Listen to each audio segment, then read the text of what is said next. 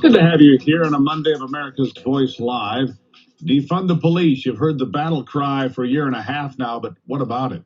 Portland, Oregon has been in the headlines for more than a year as well, even as some of the mainstream media tried to ignore the city. Rioters and looters roamed the streets every single night for months, while police were told to stand down.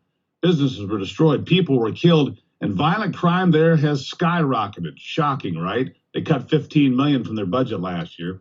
Now police want to reinstitute one of their initiatives, the so-called gun violence reduction team, but officers, they're not terribly interested. In May, 14 positions were posted, but only 4 officers have applied. Nobody's been assigned yet. Apparently nobody trusts the far-left mayor there, Ted Wheeler. Joining me to discuss this in detail, the damage done to police departments all over the country, is Dr. John Lott. He's the president of the Crime Prevention Research Center. John, good to see you again. Thanks for having me on. You know, this is not a surprise. I mean, if you go into Minneapolis or Portland or Seattle and you got the budget, and along the way you insult police officers and tell them that they're racist and they're thugs and they're vicious and they're killers and they get spit on and sworn at, I mean, they're not going to come running up and say, hey, pick me, I want that job. Why would they do that? Right. No, I mean, you've seen this across the country, and you've seen not only rank and file officers leaving the job, but you've even seen police chiefs leaving the job. And it's more than what you're saying, though. That's plenty. I've talked to a number of police officers who complain about the fact that prosecutors, even when they do arrest people, prosecutors aren't prosecuting them. And so they kind of ask themselves, what's the point of doing this? But, you know, and there are other changes that are occurring. You have moves to create liability rules for police officers. They see how hostile prosecutors are and others. You know, it's much riskier for them to do the job. And police, even before all this, if you look at police, they were more likely to be depressed than the general population. They were more likely to commit suicide. Sure. Well, when you're treated like you're a criminal for doing your job, a job that has been assigned to you by the people, because the laws out there are put together by a collective of the people, those being represented. But you make a good point there about the prosecutors and the prosecutions that are pursued.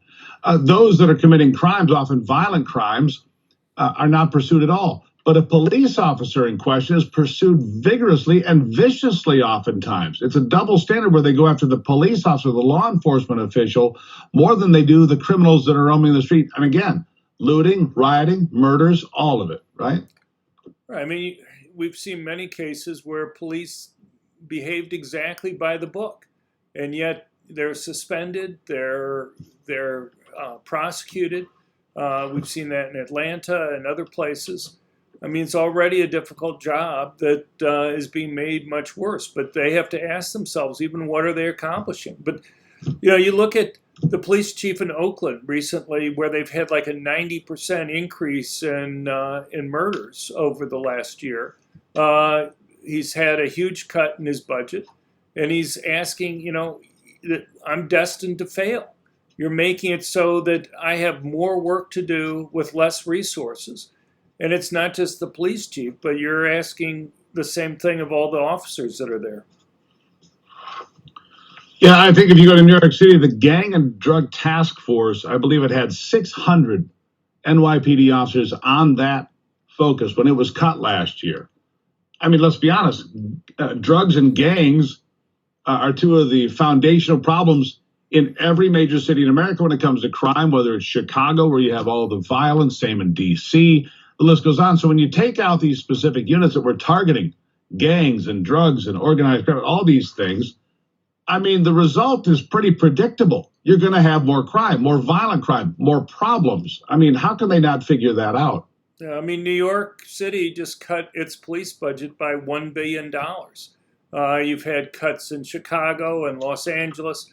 You know, one of the ironies is that a lot of these individuals, like the mayor of Chicago, even while she was cutting 400 positions from the police department there, she was spending millions of dollars on her own private security. And you see that in cities across the country where Democratic mayors have been cutting police budgets, but yet spending large amounts of money on protecting themselves. Minneapolis, where they voted to go and defund the police completely there.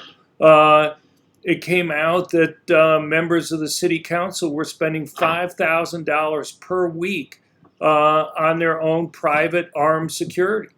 So, I mean, they understand themselves what's going on. At the same time, they're cutting police budgets and making it difficult for police to do their job.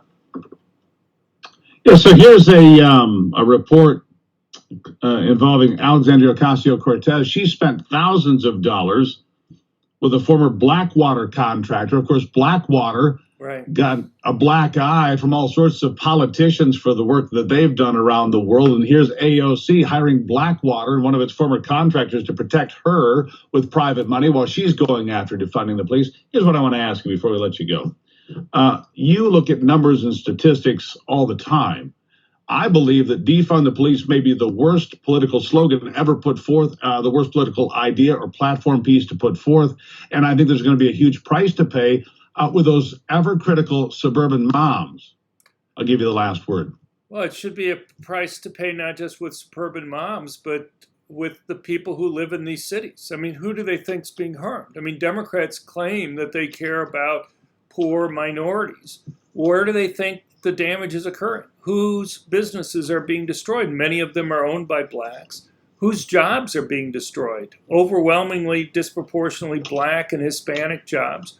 Who's being stopped from being able to go and shop in stores in these areas? Disproportionately black and Hispanic individuals. You know, Democrats claim that these are the people that they care so much about, and yet they're the ones who are being destroyed. Their lives are being destroyed. If they own homes in these areas, what do you think's happening to the property value for their homes? What do you think's happening to the insurance costs that they have to pay on their homes? I mean, there's so many different ways that people are being harmed beyond just the overall increase that we've seen in violent crime. And look, it's not rocket science, as you say, that if you make it so that police aren't able to do their job, they're being ordered to stand down or budgets cut. You have prosecutors not prosecuting even violent criminals that are there. You know, it's not too surprising that you're going to have an increase in violent crime. Dr. John Lott, president of the Crime Prevention Research Center. You can find out more at crimeresearch.org. All sorts of good books to look up there, too. Doctor, always appreciate it. Thank you, sir. Thank you.